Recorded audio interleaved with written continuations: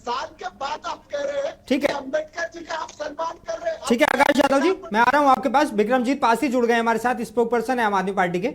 मैं आ रहा हूं विक्रमजीत पासी, क्या किसी एक पार्टी के कहने से या मात्र अगर बीजेपी आरएसएस की जो है कहें कि शाखा के तौर पर है, तो क्या बीजेपी आरएसएस से कनेक्ट होने की वजह से ही ये कह देना कि संविधान खतरे में है, बाबा साहब ने जो संविधान देश को दिया वो खुर्द-बुर्द उन्होंने कर दिया, इस तरह का इल्जाम लगा देना, क्या ये दलीलें बस इतना तक ही ठीक है, या वाकई इसका एक बेस है कि संविधान वाकई खतरे में है क्योंकि बीजेपी की सरकार है?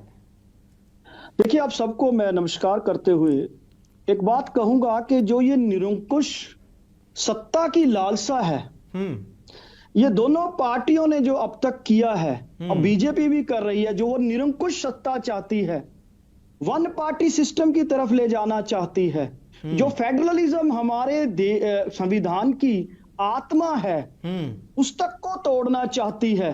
और पहले कांग्रेस भी यही कृत्य करती रही है, क्योंकि दोनों पार्टियों ने हमेशा ही निरंकुश सत्ता चाही है।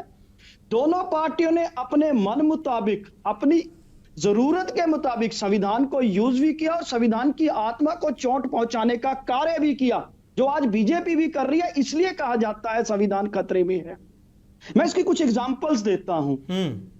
हम ये चीज भूले नहीं है कि इसी भारतीय जनता पार्टी की सरकार में सुप्रीम कोर्ट के जजेस तक को प्रेस कॉन्फ्रेंस करनी पड़ गई थी, याद होगा आपको।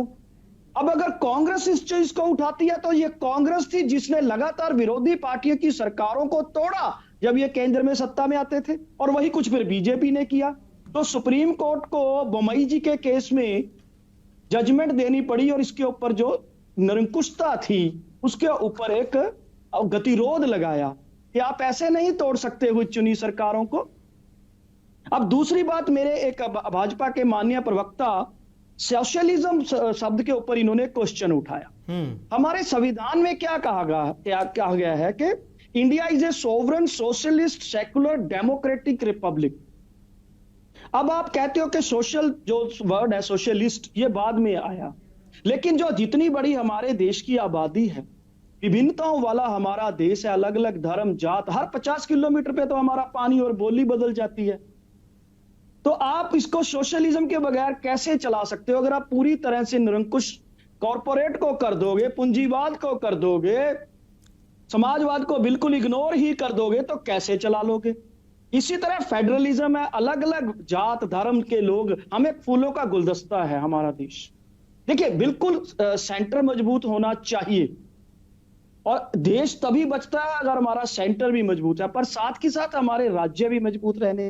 दोनों पार्टियों की सरकारों ने, चाहे वो कांग्रेस थी चाहे वो भारतीय जनता पार्टी, अब एक चीज और है, ये दोनों यही करती रही है कि कोई विरोधी पार्टी सरकार ना आ जाए, राज्यों में भी ना आ जाए। अब बड़ा खुश होकर बीजेपी के नेता बोलते हैं खेला कर दिया, तो ये खेला क्या एक डेमोक्रेटिक शब्द है? खेला क्या है? ऐसे ही हमने देखा कि डॉक्टर बी.आर. अंबेडकर जी जो कानून मंत्री थे पहले, उन्होंने बड़े अच्छे प्रावधान लेके आए वो, लेकिन कांग्रेस की ही सरकार में उनसे मतभेद हुए और 1951 में उनको फिर इस्तीफा देना पड़ा। उन्होंने मंत्रिमंडल छोड़ दिया। जो अब आज बी.आर. अंबेडकर जी की बात करती है कांग्रेस, आपसे ही उन्होंने दुखी होकर इस्तीफा दिया था मंत्रिमंडल से 1951 में। और दूसरी अहम चीज, आम आदमी पार्टी की सरकार आई है तो अंबेडकर जी और भगत सिंह जी की फोटो लगनी शुरू हुई है, वरना तो इनके अपने ही नेताओं के नाम पे सब कुछ चलता रहा। शहर भी बस गए, यहां तक कि हमारे तो प्रधानमंत्री खुद को ही भारत रत्न देते रहे हैं, अपने आप को ही।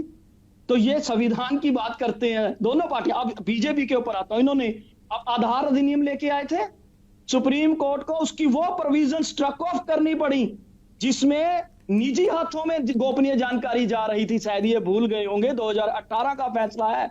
अगर सुप्रीम कोर्ट उसको ना बदलती तो निजी हाथों में आपके आधार की पूरी गोपनीय जानकारियां होती।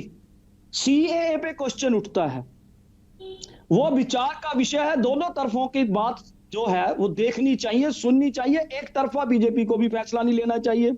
ऐसे ही इन्होंने एसी का आपने याद होगा आपको 2015 में सुप्रीम कोर्ट ने कॉलेजियम सिस्टम के ठीक है। मामले में डिसीजन दिया था। उसके बाद आरटीए एक्ट में संशोधन कर दिया भारतीय जनता पार्टी ने जी, उसके ऊपर रिस्ट्रिक्शंस लगा दी।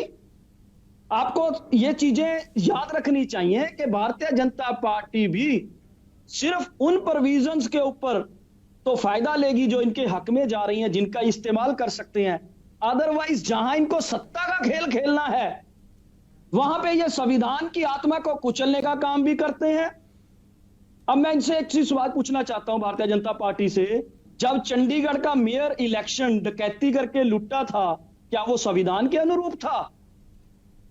ठीक है। हम ये चीज एक बहुत बड़ा क्वेश्चन पैदा होता है जब इलेक्शन कमीशन को पंगु करके बिठा दिया जाता है। इलेक्शन कमीशन आंखों के सामने नोट बंटते देखता है, आंखों के सामने सब कुछ होके देखता है, ये संविधान के अनुरूप है? चलिए ठीक है मोहित पांडे, सवाल बहुत सारे हैं, जवाब